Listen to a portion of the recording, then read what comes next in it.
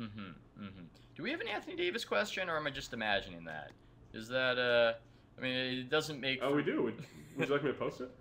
it doesn't make for great radio or whatever this There you is. go. Yes. Is Anthony Davis having a season defensively that compares? I just like there's a Kevin. I don't know where the Kevin stops, but I think it's down here somewhere. That compares to Kevin Durant's offensive season at Texas. That's the end of that question.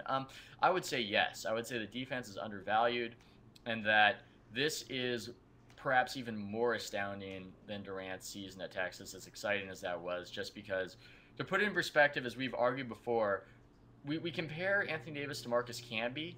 Anthony Davis is averaging over a block a game more than Camby did as a freshman. It is ridiculous. He's near 5 blocks a game, and he's doing it all without fouling. It's nearly unprecedented, so I would say yes. I would agree to that leading question. Let me throw this. This just popped in my head. I have nothing to back it up. That shouldn't surprise you. Let's say Anthony Davis is allegedly blocking a full shot per game more than Marcus Camby did as a freshman. Could that be because college basketball has been downgraded in talent so much since the invention of the one and done that we didn't have as many high school players going back when Marcus Camby was coming out when he was a freshman? We didn't have one and done so much. We had more players staying in, more continuity. Is it possible that Marcus Camby just faced better competition night in and night out? I'm very as opposed suspicious to the garbage of this. that Anthony Davis faces on a nightly basis? How many of those players would have a role? I mean, of the shots that Anthony Davis blocks, very few of them are coming from prospective NBA players, and I think that very few of them would come from prospective NBA players, even if one and done wasn't the trend. I just think that I don't see a connection there. You're trying to be sneaky.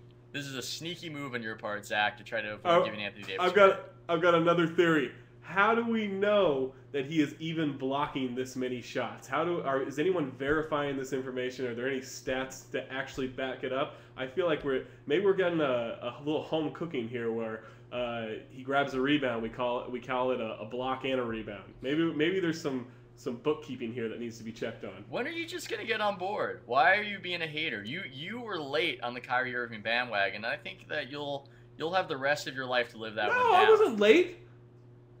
You were late. I was defending Kyrie Irving left and right. I just didn't think he'd be as good as John Wall, which I was clearly just miserably wrong about.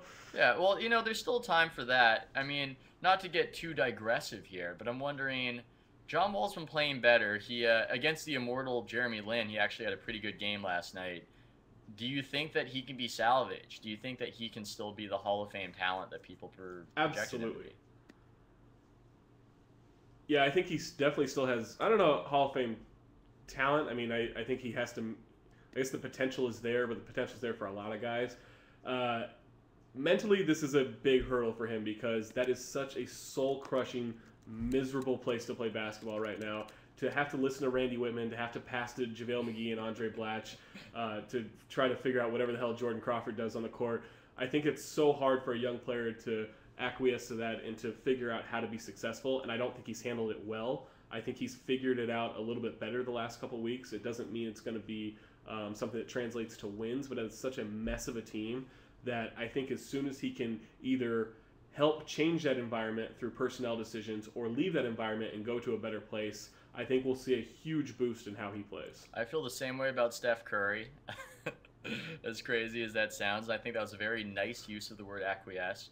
I want to get back to the perk thing, because somebody is saying, what's the harm? What's the harm in LBJ answering something like Perk's comments? I don't think that there's any harm in it. He follows it with fuels fire, it seems. I don't think that there's any harm in it at all. I think that people are just predisposed to lash out at LeBron. I don't like to be this guy who says, oh, you can't say that because you stink, but that's exactly how I feel about Kendrick Perkins. I have recency bias because I saw him come to town a few nights ago, and he looked worse than Biedrins, which is it's the polar opposite of a compliment right now. It is so far from a compliment. It is the compliment's the North Pole.